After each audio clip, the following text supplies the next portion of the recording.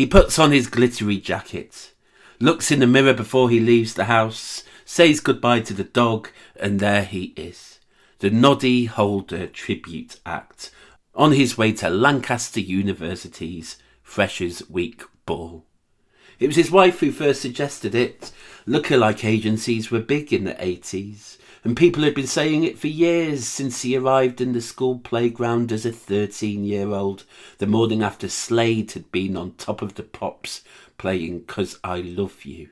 You look like that bloke from that band. Give us a song, Noddy. His wife was the first person he had ever loved. He'd been a boy with no confidence, far too sensitive. It's hard being a teenager if you look like Noddy Holder.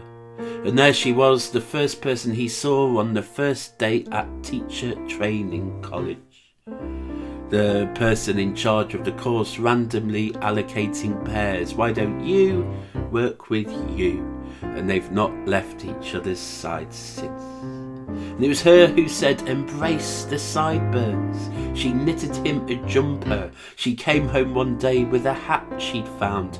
She said, just like Noddy would wear.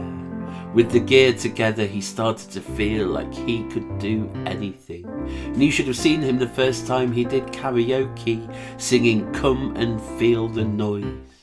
He started doing student unions.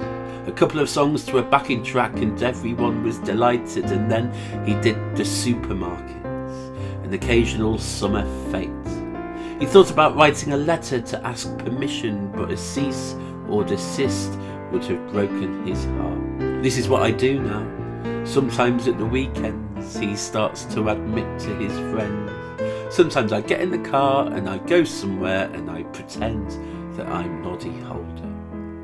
And he always took his wife with him. She thought it was hilarious seeing this shy man transform. He loved teaching.